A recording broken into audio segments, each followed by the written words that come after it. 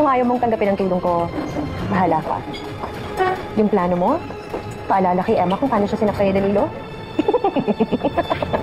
So lame. Sigurado ako mabibigo ka lang.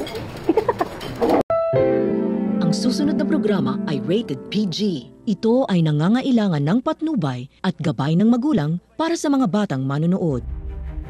Kapakapanabik na po at tumitindi na ang mga eksena maging ang revelasyon na ating pagkatutukan at ating nga rin naman yang pagkasubaybayan dito lang sa ating pinagkakaabanan at pinagkakatutukan nga tuwing hapon na Mami Dires. Simula pa lang din kasi ito na ito nga rin naman kasing si Danilo ay hindi nga rin naman magdadalawang isip na alamin nga rin naman ang sekreto at kung meron pa bang tinatago na itong si Jade sa kanila nitong si Muki dahil hindi pa rin makapaniwala itong si Danilo na magagawa nga nitong si Jade na lokohin na sila kung totoong na din naman ang kaniyang kutob na meron talagang tinatago itong si Jade na ayaw nga rin naman itong malaman kay Danilo maging kay Muki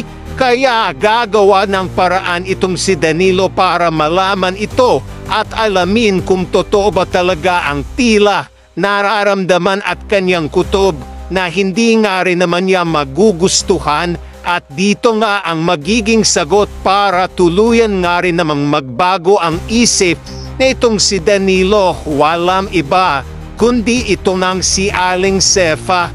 Ito nga rin naman kasing si Aling Sefa ay dati nga rin naman kasing kasambahay nitong si Olive sa kanyang pamamahay at naging kasambahay nga rin naman dito kay Jade na naging dahilan din para may malaman maging may matuklasan nga itong si Aling Sefa na hindi na nga lang din naman ito nagsalita sa mahabang panahon at dito'y hinayaan na lang nitong si Aling Sefa dahil ayaw nitong madamay kung meron man nga ding mangyayaring hindi maganda. Ngunit dito may kailangan na rin itong si Aling Sefa na magsalita dito kay Danilo at ang magharap na silang dalawa nitong si Danilo. Sasabihin nga nitong si Aling Sefa kay Danilo na, Sir Danilo, may dapat po kayo malaman, siya po talaga si Olive, Sir Danilo. Sigurado po ako dyan dahil siya na mismo ang nagsalita at nagsabi niyan. Paniniwala pa si Danilo na ating pagkakaabangan.